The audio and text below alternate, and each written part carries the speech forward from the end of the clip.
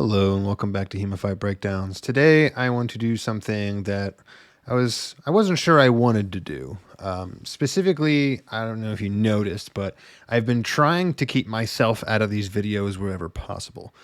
I'm trying my best to try to be objective and impartial to the people who are in my videos, primarily because I want people to, send in their own footage and not feel like I'm going to be mean to them.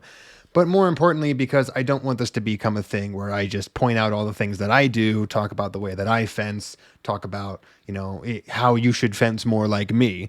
And part of doing that, I think, is trying to keep myself out of the picture wherever possible. However, one of the other reasons I made this channel was specifically to analyze fights because I had a lot of people who were coming up and asking me to do that for them in person. So right now, what I want to do is I want to talk about learning from a loss. And this is the one thing that I think is hardest to do as a fencer, regardless of whether or not you're reviewing your own footage or reviewing somebody else's or just helping coach them, because oftentimes we expect things from our coaches, and that is results, and those results are winning. And we don't often want to look at the footage where we lose because we feel like we just weren't performing the way we wanted to perform, so there's nothing to learn.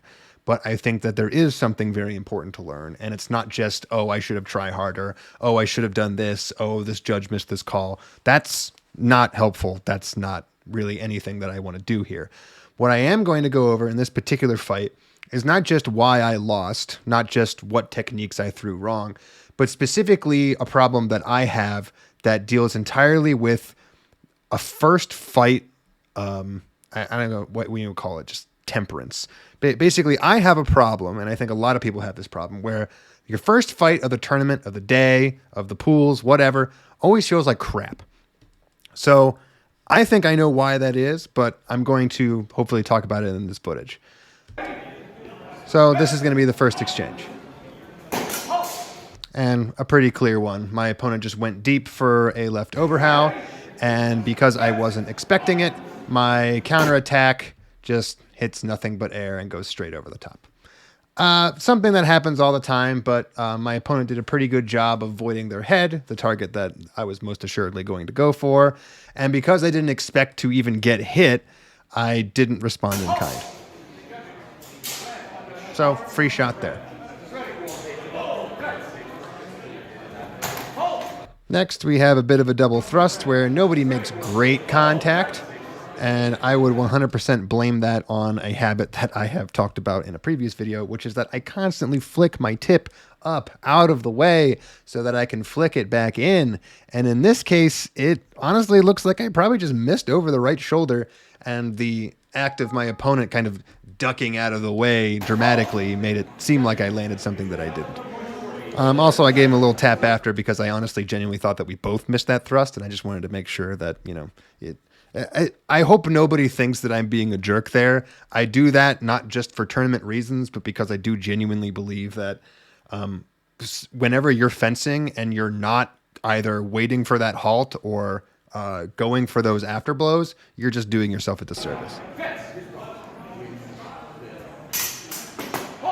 Next fight, basically my opponent comes straight down onto my arms. I pretty much do nothing to parry it, except go into my usual cron, right about here, comes right down onto my elbow.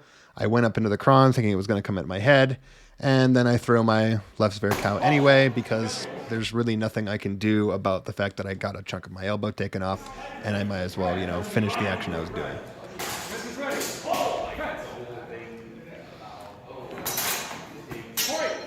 Not a bad exchange.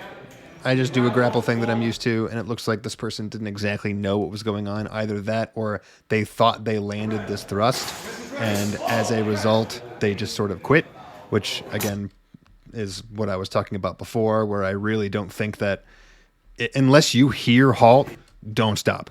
And if it results in you landing a shot at the halt or a little after the halt, you have to kind of just accept that sometimes, because the worst thing you can do is just quit.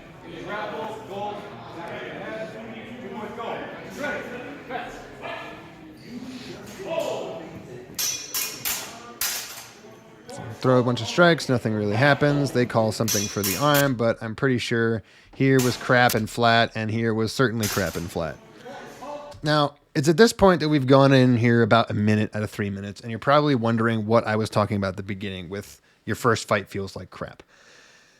It's not something that you can physically see, right? So looking through this, it just looks like everything I'm trying just isn't really working. Sometimes it is, sometimes it isn't. But if you really look at some of the other things, and, you know, obviously I know how I fence when I'm doing well, the kind of bad feeling that you get from your first fight, and if you're the person like me who just always feels bad and weak in their first fight in a pool, the reason that's happening is two things. One, mindset's not there, and two, you didn't warm up. So going off of the second one first, you absolutely need to warm up before your first fight. And for those who don't maybe do a lot of exercise, warm up doesn't mean do some jumping jacks, do some push-ups, kind of dance around, or like, I don't know, feel hot. That's not what a warm up is. A warm up is when you use your muscles, all of them, as many of them as you can, and even your cardiovascular system, and exercise it to the extent that you are basically out of like the green zone of a heart rate. You want to break a little bit of a sweat. You want to feel just a little bit of strain, and then you want to stop and give yourself a little bit of a rest. But you do that for a number of reasons. One, because your muscles are not actually warm unless they've been used, you know, to a point of strain, at least a little bit of strain. And two, because of the mindset. A good warm-up puts you in tournament mode. Now, I'm the kind of person where the day before a tournament, I get insane adrenaline dump, and like I can't sleep and I can't eat a breakfast. And like, I'm just constantly afraid for some reason. Like, it's just that feeling I get. And when I get into a fight, I use that feeling to fence my best. I use that stress to fuel me. The problem with this strategy is that on your first fight, you don't have any of that.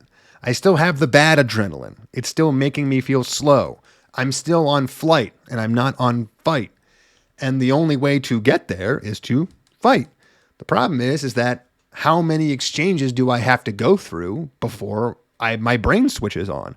And the answer is about as many as it takes to lose a match. So hopefully this is helpful. Hopefully this is something that people needed to hear. And hopefully it's useful to see me in a bad situation so that you know that this isn't some kind of ego trip, bro science thing. This is really a thing that happens. This is really a thing that happens whether or not you're very good at the sport or very bad at the sport, or you're new or you're old.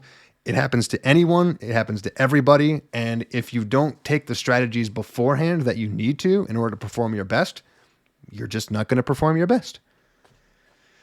All right, that's going to be it for today. If you'd like to see your own footage featured on the channel, you can send it over to HEMAFightBreakdowns@gmail.com, and I hope to see you next time.